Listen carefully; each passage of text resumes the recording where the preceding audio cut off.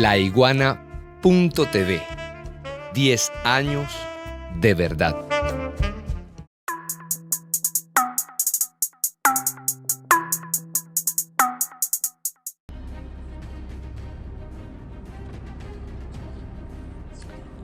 Señora Presidente, señorías, es un honor comparecer ante esta Corte para defender los derechos históricos de la República Bolivariana de Venezuela en este litigio que pone en juego sus intereses más elevados en los planos constitucional, histórico e internacional.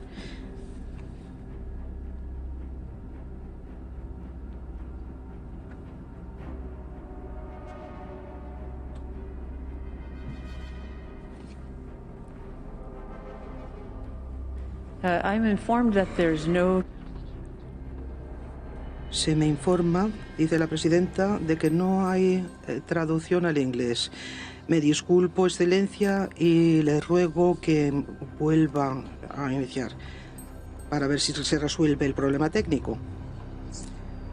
Señora Presidenta, señorías, es un honor comparecer ante esta Corte para defender los derechos históricos de la República Bolivariana de Venezuela en este litigio que pone en juego sus intereses más elevados en los planos constitucional, histórico e internacional.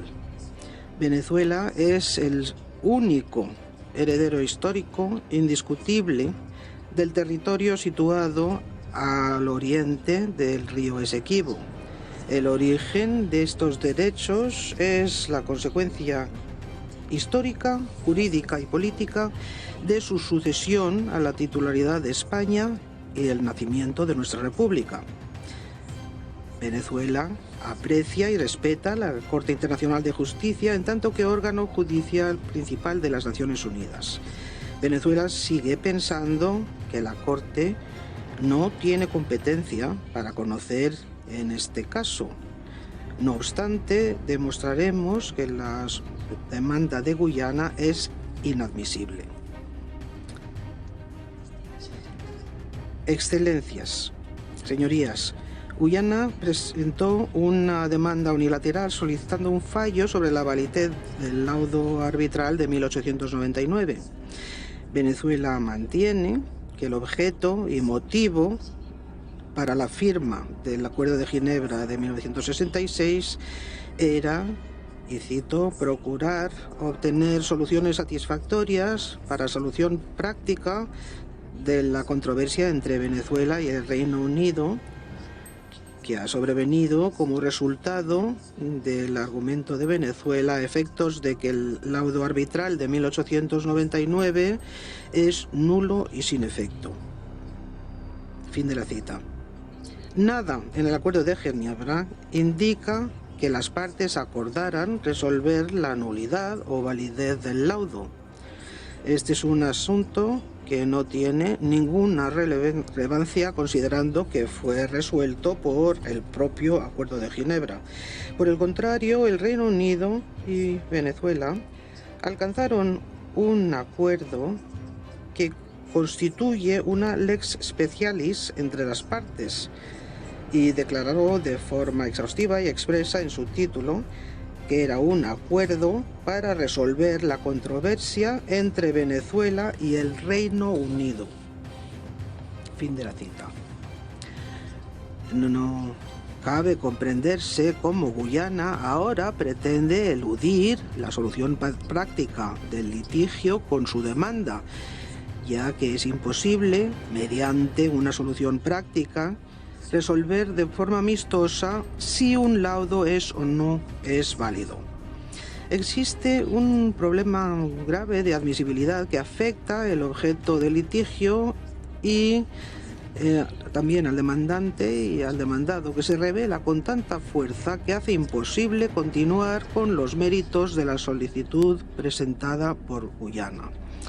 Además, se ha presentado una demanda contra Venezuela por una parte que no participó en el fraude de 1899, aunque Guyana, junto con el Reino Unido, reconocieron en 1966 la reivindicación de Venezuela y, por tanto, se comprometieron a una solución amistosa mediante su adhesión subsiguiente del Acuerdo de Ginebra.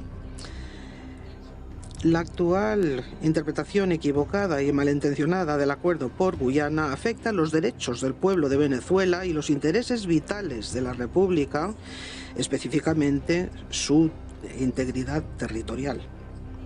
Por este motivo, Venezuela, en cumplimiento de su deber constitucional y de conformidad con el derecho internacional, interpuso excepciones preliminarias contra la admisibilidad de la demanda en cuestión y aparece en esta fase incidental para señalar que la Corte no debería admitir la demanda de Guyana. Sostenemos que esta Corte no estaría en condiciones de resolverla en la demanda de Guyana porque el Reino Unido, la parte indispensable para dirimir la cuestión de la disputa solicitada por Guyana, no participa. Desearía aclarar algunos aspectos históricos y fácticos para poner la posición de Venezuela en su contexto. En 1777, la corona española creó la Capitanía General de Venezuela, integrada por las provincias de Venezuela, Cumaná, Guayana, Maracaibo, Margarita y Trinidad, como pueden ver en el mapa que aparece proyectado en la pantalla. Esta dependencia administrativa es la fuente territorial de lo que posteriormente pasó a convertirse en la República de Venezuela, que nació con su declaración de independencia y su constitución de 1811.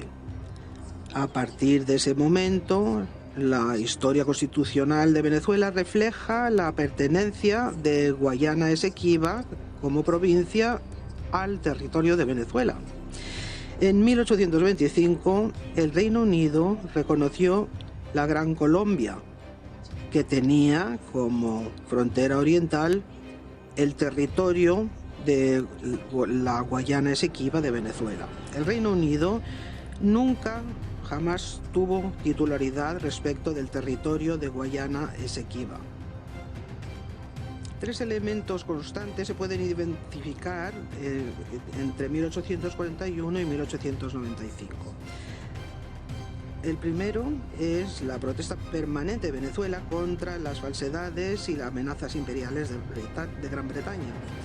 La segunda, la disposición permanente por parte de Venezuela para resolver la situación por medio de unos medios pacíficos, amistosos y directos. En tercer lugar, el intento reiterado de desposesión territorial por parte de un imperio situado a 12.000 kilómetros de distancia en Londres, capital del Imperio Británico. A lo largo del siglo XIX, el gobierno de Gran Bretaña procuró afirmar unilateralmente nuevos derechos sobre el terreno, publicando mapas manipulados que contenían fronteras falsificadas en su favor, y también reivindicó que las fronteras no eran objeto de negociación, ya que serían defendidas por el uso de la fuerza, reafirmando con ello la voracidad imperial británica respecto de las minas de oro y otros recursos naturales contenidos en el territorio. Dadas estas circunstancias de abuso de soberanía y de disposición, Venezuela procuró la asistencia de terceras partes para aliviar las tensiones y proteger su territorio. La intervención de los Estados Unidos, en calidad de representante de Venezuela en las negociaciones, abrió una nueva fase en el litigio territorial entre Venezuela y Gran Bretaña, en la que los intereses de la potencia imperial mayor del mundo, Gran Bretaña, chocaron con los de una potencia emergente, a saber, los Estados Unidos, que procura imponer su hegemonía en el hemisferio occidental. se organizó un acuerdo de arbitraje donde todas las piezas se dispusieron para dar lugar a un fraude por medio del engaño. El propósito del Reino Unido era robar el territorio venezolano por motivos geopolíticos y económicos. Señora presidenta, señorías, buena parte de mi alocución se ha centrado en el Reino Unido. Ello responde al hecho de que en esta historia hay dos protagonistas: el poder colonial, el Reino Unido, el acaparador de territorios, y Venezuela, la víctima. Guyana no existía como objeto de derecho internacional en el momento en que se consumó este fraude. La República Cooperativa de Guyana pasó a convertirse en una república tras la firma del Acuerdo de Ginebra. Es fundamental en el litigio territorial. Señora presidenta, señorías, en su conocido memorando de 1949, Manuel Prevost presentó las acciones fraudulentas y falaces contra Venezuela. La revelación de Prevost activó investigación adicional que fue realizada por historiadores venezolanos en los archivos oficiales de Gran Bretaña y los Estados Unidos. Estos investigadores obtuvieron pruebas históricas desconocidas abundantes. Estas nuevas conclusiones documentales contribuyeron a confirmar el fraude que había sido cometido por el Reino Unido en el arbitraje.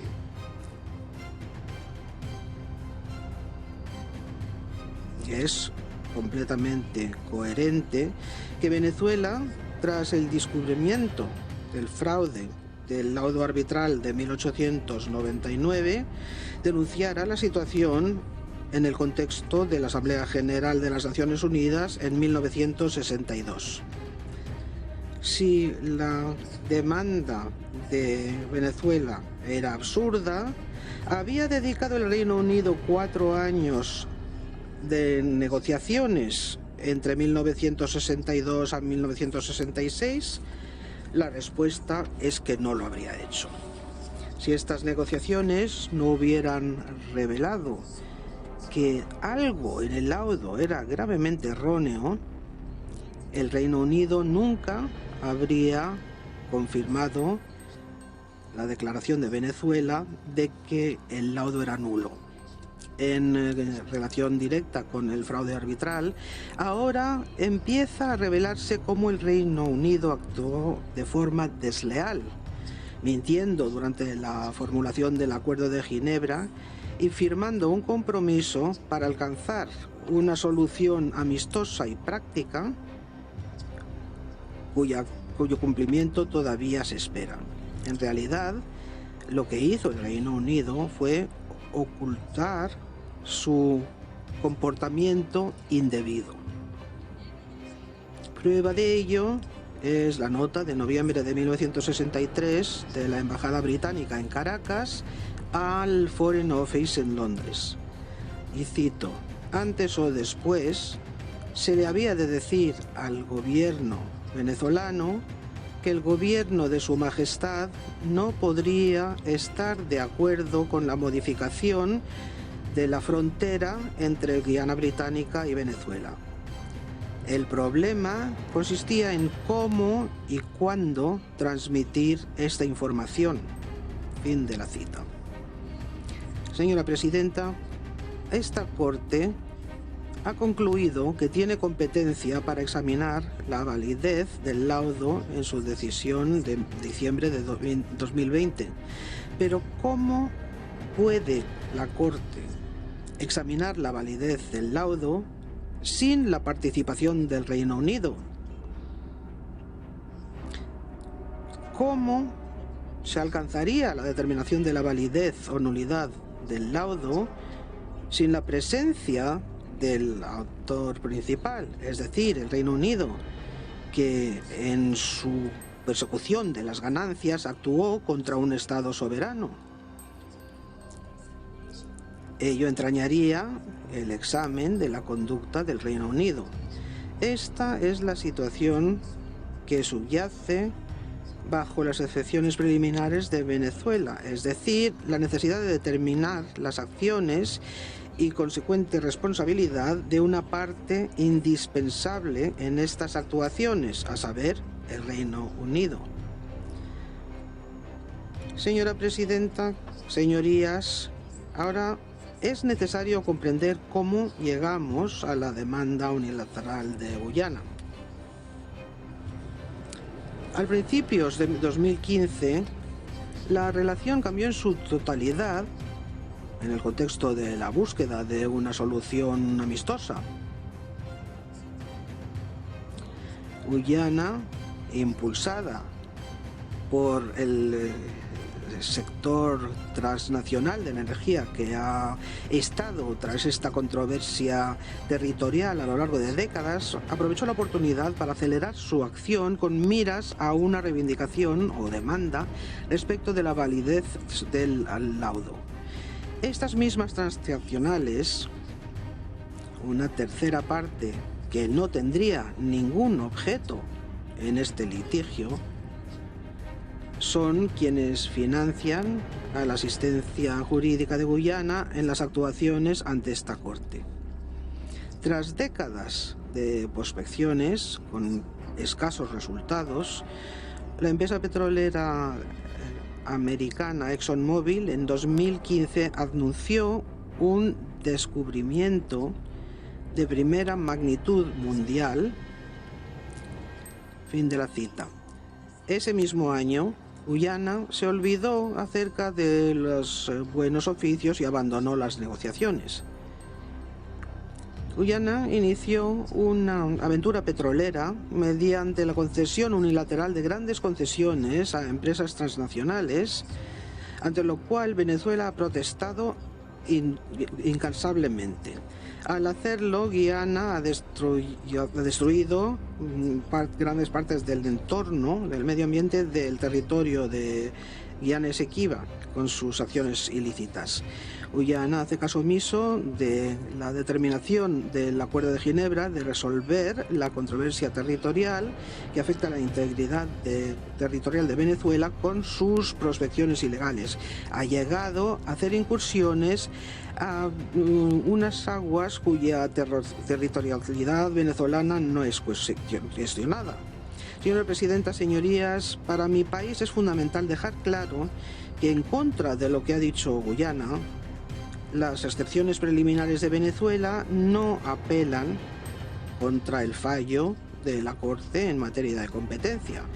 Venezuela comprende los efectos particulares de cosa juzgada, res judicata, respecto de la competencia del fallo de 2020, con independencia de que vaya en contra de los intereses de Venezuela.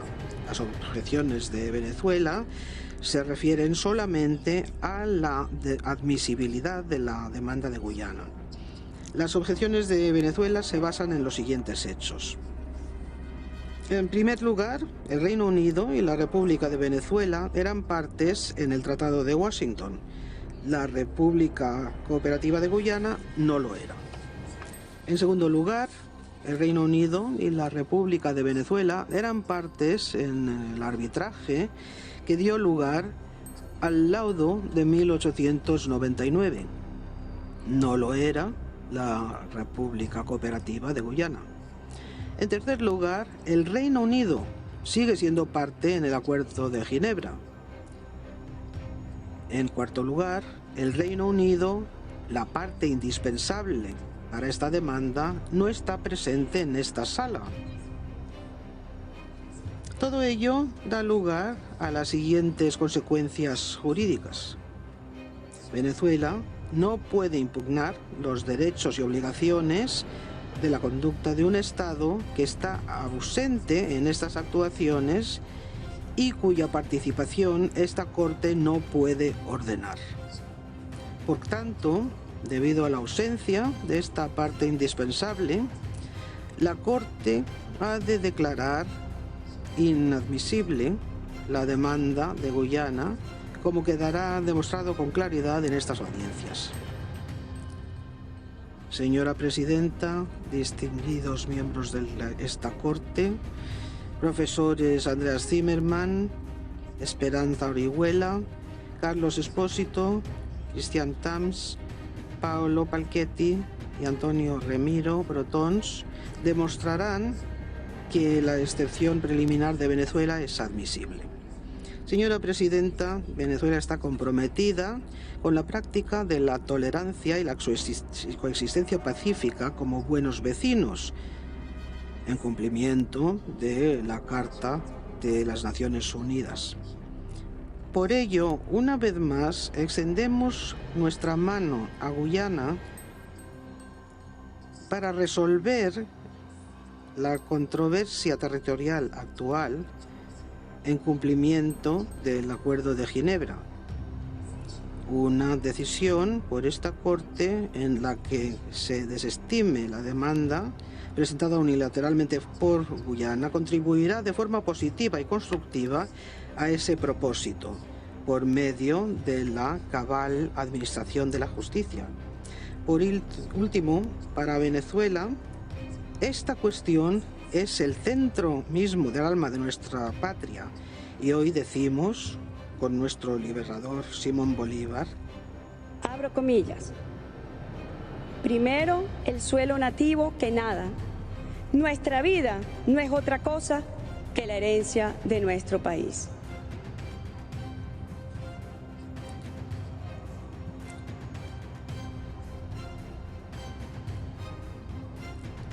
primero el suelo nativo que nada. Nuestra vida no es otra cosa que la herencia de nuestro país. Muchas gracias, señorías, señora Presidente.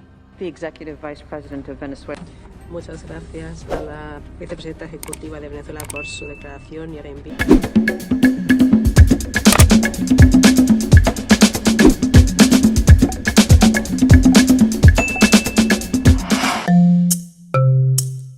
Laiguana.tv. La verdad hecha tendencia.